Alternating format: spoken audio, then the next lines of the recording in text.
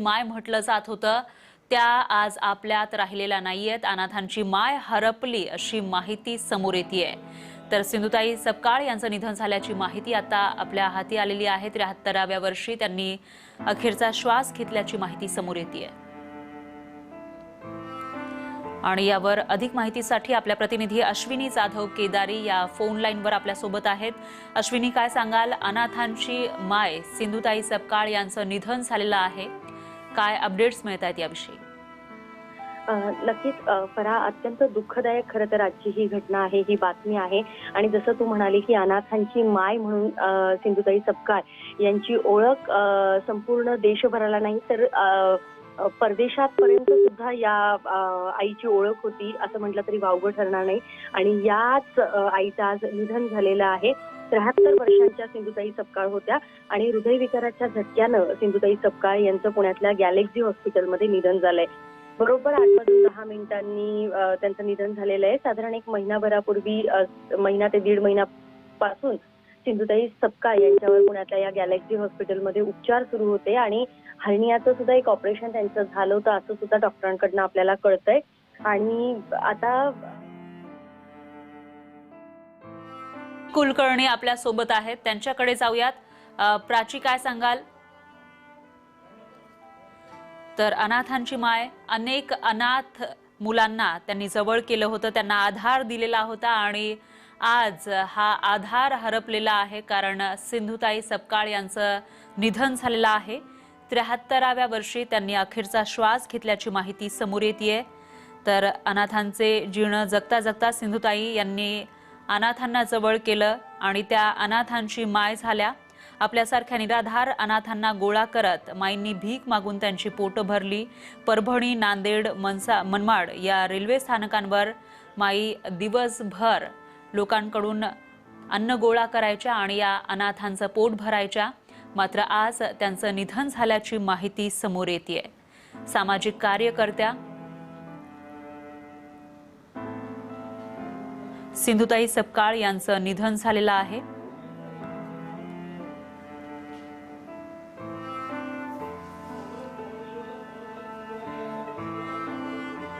धक्कादायक अशी ही बातमी म्हणावी लागेल। दरम्यान याविषयी माहितीसाठी आपल्या प्रतिनिधी प्राची कुलकर्णी आपल्या सोबत आहेत। प्राची, काय सांगाल? काय अधिक माहिती मिळते याविषयी? अनाथांची माय अशी सिंधुताई सपकाळ यांची ओळख होती। गेल्या काही दिवसांपासून त्यांची प्रकृती ठीक नसल्यामुळे, प्रकृती अस्वास्थ्यामुळे त्यांना पुण्यातल्या एका खासगी रुग्णालयामध्ये उपचारांसाठी दाखल करण्यात आलेलं होतं।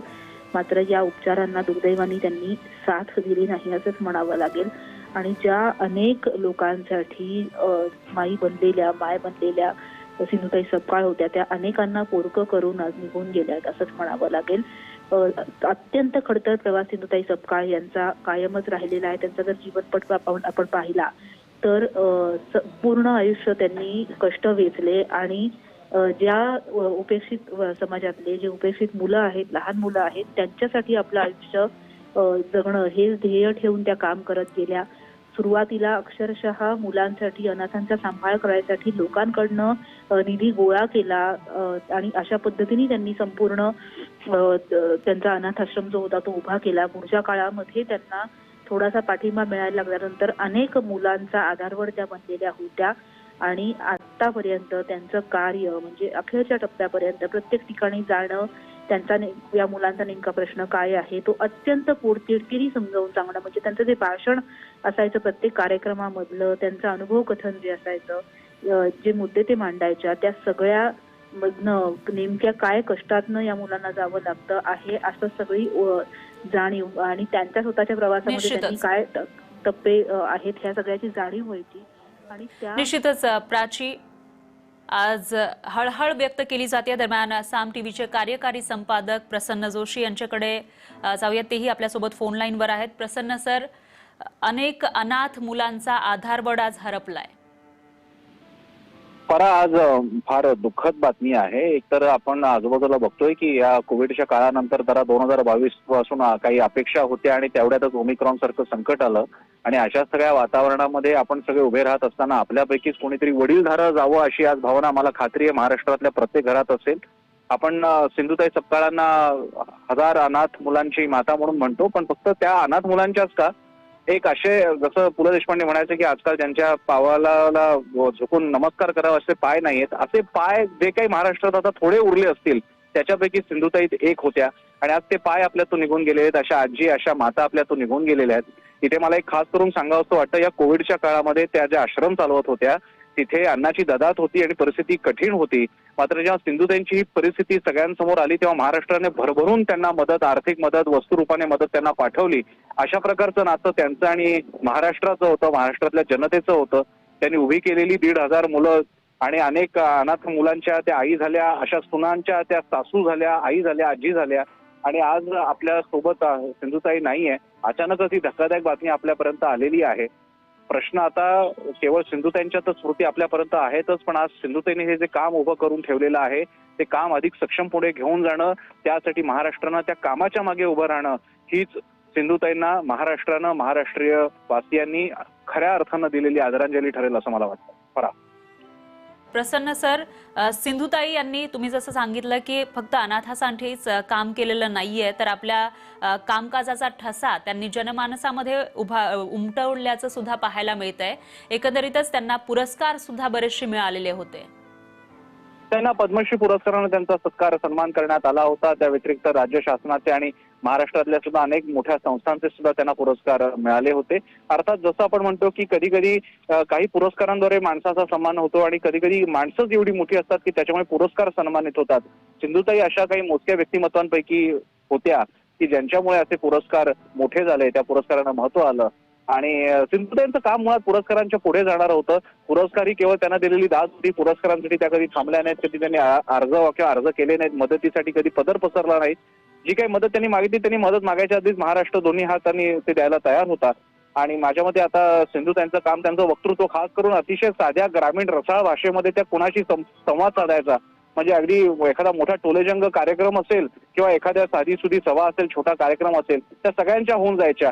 आणि त्यांची मतं रोखोक असायची. सगळीच मतं पटण्यासारखी असतील असं नाही, पण त्यांची मतं रोखोक असायची. आणि ती किती कठोर का असेना, आपल्याला माहित असायचं की या बाई किती कडक बोलत असल्या, कठोर बोलत असल्या, तर या बाईंच्या मनामध्ये एक आई आहे, यांचं एक आईचं हृदय आहे. आणि सगळ्यांच्या बाबतीत एक प्रेमळ वात्सल्याची भावना नेहमी मनात असलेल्या अशा या सिंधुताई आता फक्त आपल्या सोबत त्यांच्या स्मृती उरलेल्या आहेत. प्रसन्न सर, सिंधुताई ज्या अनेक अनाथांची माय झाल्या आणि सामाजिक कार्य सुद्धा त्यांनी केलेली आहेत आणि अशामध्ये आता पुढे त्यांच्या कार्याचा जो एक वसा आहे तो पुढे घेऊन जाण्याचं आपल्यासमोर आव्हान असणार आहे. मात्र याच्यामध्ये आणखी एक त्यांच्या लहानपणीची आठवण समोर येते, ती म्हणजे त्या नकोशी होत्या, मात्र त्यांनी अनेक अनाथ मुलांना जवळ केलं आणि त्यांना आधार दिलाय. हो, त्यांना असे अनुभव त्यांनाही दुर्दैवानं त्यांच्या वाट्याला सुद्धा आले होते. त्यांनी काही ठिकाणी महिलांच्या सन्मानासाठी काही लढे सुद्धा दिले, ज्याची किंमत त्यांना खासगी जीवनामध्ये आपले नातेसंबंध दुरावण्यामध्ये त्यांना त्याची परिणती झाली आणि त्यांना ते सहन करावं लागलं. पण त्या कधी मागे हटल्या नाहीत. त्यांनी ज्यांना समाजानं नकोसं म्हटलं त्यांनी आपलंसं केलं आणि ती साथ शेवटपर्यंत निभावली. आज ती कुटुंब नुसती उभी राहिल्यानंतर सुद्धा आज त्या अनाथांच्या मुलांची लग्न झाली, त्या अनाथ मुलांची लग्न झाली, त्यांची मुलं सुद्धा आज सिंधुताईंना आजी मानतात. याच्यातच सिंधुताईंच्या कर्तृत्वाचं सार आहे. निश्चितच प्रसन्न सर, सिंधुताई यांनी जे काही कार्य केलेलं आहे, समाजाला जे काही दिलेलं आहे, त्यांचं हे ऋण फेडता येणार नाही. मात्र जसं तुम्ही सांगितलेलं आहे की आज अवघ्या महाराष्ट्रामध्ये आपल्या घरातील एक मोठी व्यक्ती गेली, याचं दुःख होतंय. अवघा महाराष्ट्र हळहळ व्यक्त करताना पाहायला मिळतोय. दरम्यान धन्यवाद तुम्ही दिलेल्या या माहितीसाठी.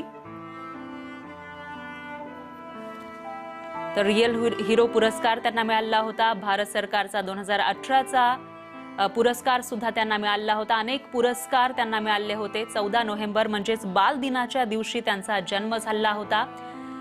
भारत देश स्वतंत्र झाल्यानंतर अवघ्या 1 वर्षानंतर आणि बाल दिन असताना 14 नोव्हेंबर 1948 साली त्यांचा जन्म झाला होता. अनेक अनाथ लेकरांना आपल्यासोबत घेतलं, त्यांना आधार दिला. अशा या अनाथांच्या आईचं आज निधन झाल्याची माहिती समोर येते. सावित्रीबाई फुले अभिमान बाल भवन वर्धा या संस्था त्यांच्या आहेत. अनेक संस्थांच्या माध्यमातून त्यांनी समाजसेवा सुद्धा केलेली आहे.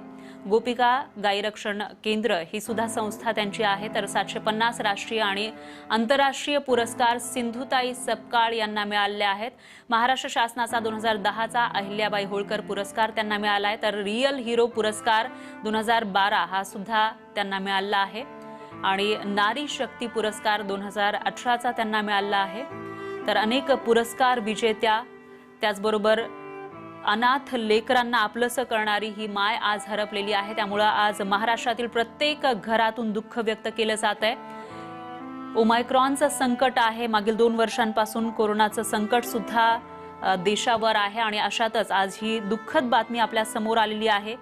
माईंनी अनेक अनाथ मुलांना वाढवलं, शिक्षण दिलं, त्यांना जगण्याची प्रेरणा दिली आणि समाजामध्ये त्यांना मानाचं स्थान मिळवून दिलं. देणाऱ्यानं देत जावं, घेणाऱ्यानं घेत जावं, घेता घेता देणाऱ्याचे हात घ्यावे, ही जे ओळी आहेत ते त्यांच्यासाठी या ठिकाणी म्हणाव्या वाटतायत. महाराष्ट्रामध्ये माईंनी अनाथ आश्रम सुरू केले, त्याचबरोबर अनाथ मुलांना त्यांनी सोबत घेतलं, त्यांना वाढवलं, त्यांना एक चांगलं आयुष्य दिलं. तर बऱ्याचशा मुली आज या ठिकाणी राहून शिक्षण घेत आहेत. मुलींच्या शिक्षणासाठी सुद्धा त्यांनी काम केलेलं आहे आणि समाजामध्ये आपल्या कार्यानं त्यांनी जनमानसात एक ठसा उमटवलेला आहे. प्रेमाला पोरक्या झालेल्या असंख्य निराधारांना आपल्या मायेच्या स्पर्शानं प्रेमानं आपलंसं करणाऱ्या सिंधुताई सपकाळ या आज आपल्यात राहिलेल्या नाहीयेत. त्यांची कहाणी थक्क करणारी आहे. तर सिंधुताईंना लोकप्रेमानं माई म्हणतात. माई या मूळच्या विदर्भातल्या वर्धा जिल्ह्यातील नवरगाव ही त्यांची जन्मभूमी आहे. 14 नोव्हेंबर 1948 साली नवरगाव या ठिकाणी त्यांचा जन्म झाला होता. तर त्यांचे वडील अभिमान साठे हे गुरं वळवण्याचं काम करायचे अशी ही माहिती समोर आली आहे. मात्र नवरगाव हे अतिशय मागासलेलं, शहरी सुविधांचा स्पर्श नसलेलं हे गाव, या ठिकाणी त्यांचा जन्म झालेला होता.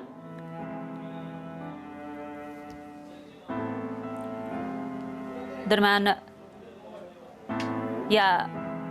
यावेळी आपल्या भावना व्यक्त करण्यासाठी पुण्याचे महापौर मुरलीधर मोहोळ हे आपल्यासोबत फोन लाईनवर जोडले गेले आहेत.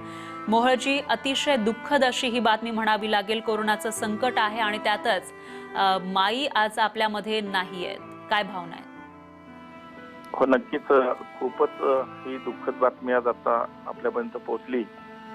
खर तर त्यांनी आपल्या आयुष्यामध्ये साधारणतः एक 73 वर्षाचं आयुष्य हे पूर्णपणे समर्पित केलं हजारो अनाथ मुलांसाठी.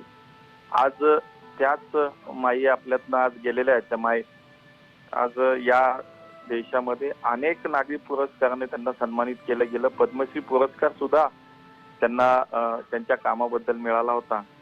मग अशी माणसं ही एक समाजाची एक मोठी आधार बनलेली ही सगळी मंडळी आणि आज त्यांचं जाणं निश्चितच एक मोठी समाजाची हानी आहे असं म्हणलं तर गैर होणार नाही. त्यांना पुणेकरांच्या वतीनं खरं तर मनापासून या ठिकाणी भावपूर्ण आदरांजली वाहतो. धर्मोहळजी, धन्यवाद. तुम्ही साम टीव्हीशी बोललात त्याबद्दल. दरम्यान भाजप नेते सुधीर मुनगंटीवार हे आपल्यासोबत फोन लाईनवर आहेत. मुनगंटीवारजी, अनाथांची माय सिंधुताई सपकाळ यांचं आज निधन झाल्याची दुःखद बातमी समोर येतेय. माय सिंधुताई गेली यावर विश्वासच बसत नाही. अतिशय दुःखदायक, वेदनादायक घटना आहे. काही दिवसापूर्वीच त्यांच्याशी माझी चर्चा झाली होती आणि शेवटच्या श्वासापर्यंत म्हणजे आजही त्यांच्या चाहत्यापैकी त्यांच्या सोबत असणाऱ्याचा माझा व्हॉट्सअपवर मेसेज आला की त्या सिरियस आहेत आणि फक्त सिरियस नाही तर त्या गंभीरतेमध्ये सुद्धा त्या आश्रमातल्या अनाथ मुलांना